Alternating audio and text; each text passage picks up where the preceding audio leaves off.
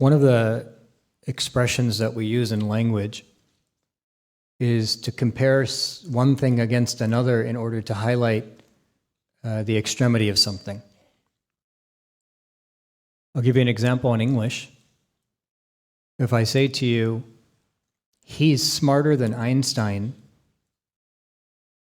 then the reason that I make this statement is because I think of something that is extreme. What would be extreme in this case? The intellect of Einstein. You say Einstein, everybody knows that this is a smart person you're talking about. And I use that Einstein as a standard to highlight that this person is above that, right? So if I say to you, he's smarter than Einstein, I'm trying to say to you, he's the smartest person I know, or he's exceedingly smart. So you find this concept, or this idea, or this use of language also within hadith on occasion, where the Prophet ﷺ compares two things because one thing is understood to be extreme, and the second needs to be realized how extreme it is.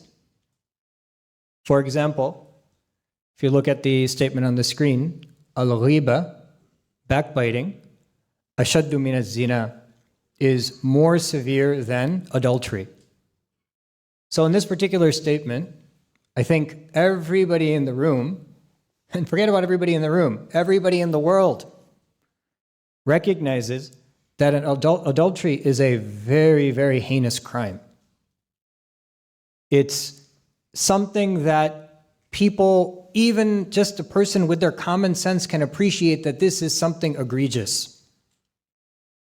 And anyone who happens to fall into this knows that what they're doing is wrong, and also can feel the negative effects within their own heart and soul. Even a person who has no faith in anything will hide when they do this and will not want to be discovered, and if they're discovered, will put their head down in shame. And honestly, even within the process, also feels shame. Now, in this particular narration, the Prophet ﷺ, he's comparing two things and telling us that this idea that we all have of adultery, how bad it is, how shameful it is, how heinous it is, even worse than that is backbiting. Even worse than that is backbiting. Now, what is backbiting? Backbiting is when a person speaks about another person when they're not present. And the speech may be having some degree of truth to it. It's not an outright complete fabrication, but maybe there's some twist of truth to it. So this is backbiting. And there's lots of reasons why backbiting occurs. Sometimes it's jealousy, sometimes it's entertainment, sometimes it's a way by which we pass time. But backbiting is an extremely hated sin in our deen. Extremely hated sin in our deen. So here the Prophet ﷺ, the purpose of this narration, or one of the benefits of this narration, is that we're being reminded of how dangerous backbiting is. We're being told by the Prophet ﷺ that just as much as you would hate and look down upon and be ashamed of adultery, even more so, you should be ashamed of backbiting. So the Prophet ﷺ is taking something that maybe is casual in society, and we even see it today, backbiting, speaking about others, saying things about others, talking about others when they're not present, is relatively seen as kind of relatively benign, not a big deal. But the Prophet ﷺ is raising it to the level of even above adultery. Now the scholars, they say that, how can this be? This doesn't make any sense from one perspective. Because adultery we can realize, why is it so bad? But backbiting, how can it be even more severe than adultery? And they say that there's many reasons why, but two big reasons I can just give you. Number one is that if a person were to involve themselves in adultery, they would know immediately that they did something horrific. They would feel it right away, and it would reflect in their actions right away. It would be very shameful for them. Whereas in the case of backbiting, if people see it as small, then they can go on and on and on and on and on and on and keep doing it every day and never feel like they did something wrong. And number two, which is just an extension of that, is that if a person were to commit adultery and really feel remorse in their heart, they would make tawbah right away. They would feel it, that I did something horrific, I need to reset, I need to seek forgiveness. But the person who backbites, because they see it as something small, they don't make tawbah, and it accumulates in their book of deeds, and that becomes a very, very dangerous game for them on the Day of Judgment. There's many other reasons. There's many other wisdoms, but we don't have the time to go into those. But needless to say, here the Prophet ﷺ is warning us of the sins of the tongue. And he's comparing the sins of the tongue to the sins of the private parts. So we should be exceedingly careful in the way in which we use our tongue. Because this tongue, there's a saying in Arabic, jismuhu saghir wa jurmuhu kabir. Its matter, its body, its size is small, but its crimes are big. Its size is small and its crimes are big. And subhanAllah, this one muscle of the body never tires. Person can be talk. Your whole ear will fall off. And then they'll come and talk. That person's ear will fall off. And there's no fatigue for the tongue. It just keeps going. And subhanAllah, it just racks up sin upon sin, upon headache, upon headache, upon sin, upon sin, upon headache. And it just creates big problems for us on the Day of Judgment. It has the potential to create great problems for us on the Day of Judgment.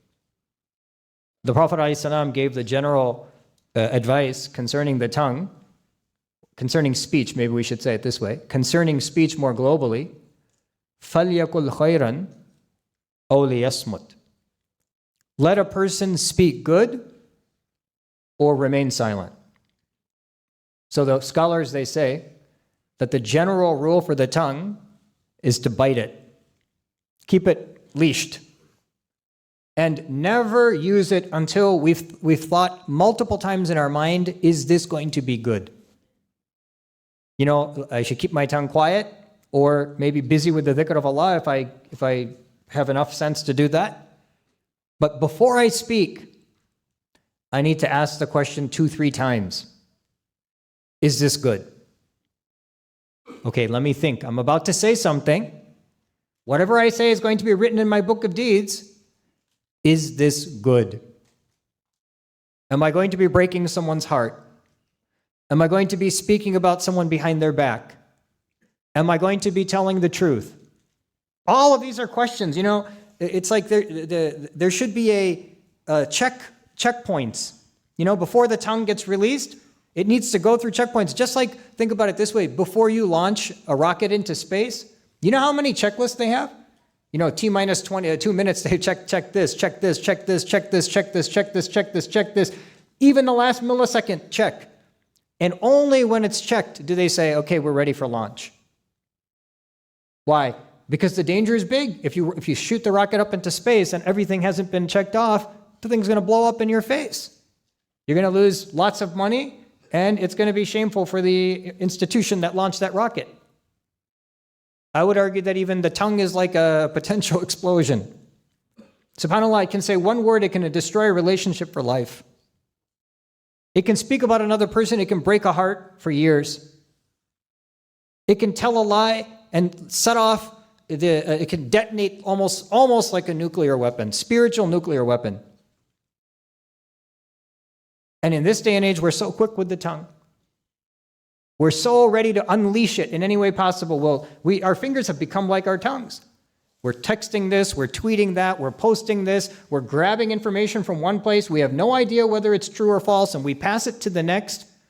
We speak about everybody, no matter, everybody under the sun. We have to be very, very careful about our tongues. We have to be very, very careful about our tongues. Honestly, I heard this statement once and it really resonated with me and it still sticks in my mind. The Muslim is the graveyard of rumors.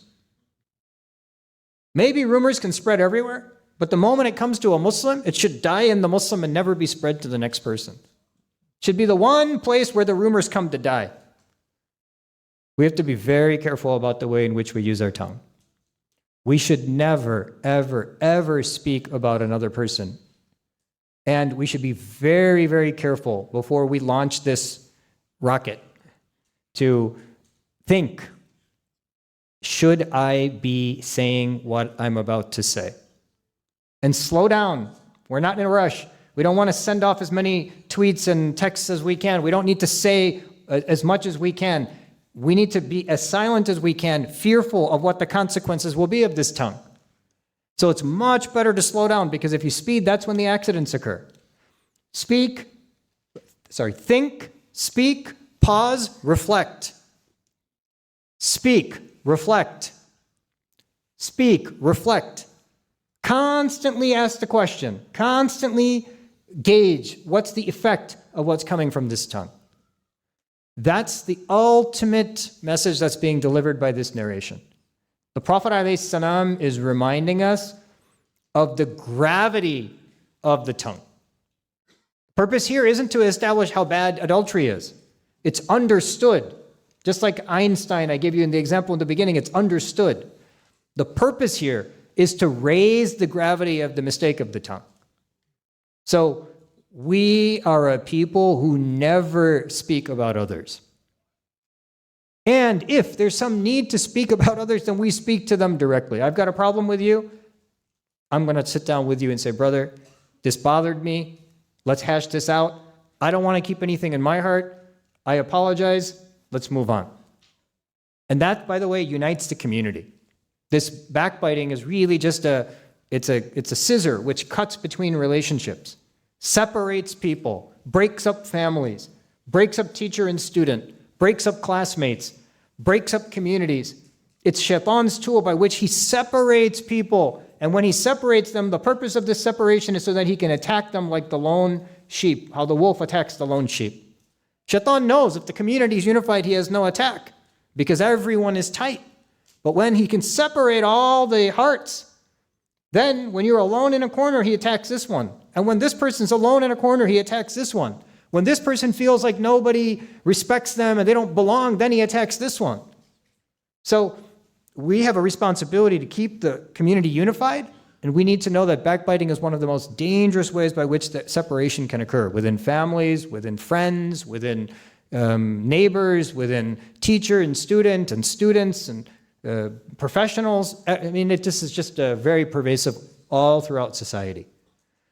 May Allah subhanahu wa ta'ala protect us from the difficulties of the tongue. May He make us amongst those who are able to maintain its silence, and may He make us amongst those who keep it busy with the dhikr of Allah.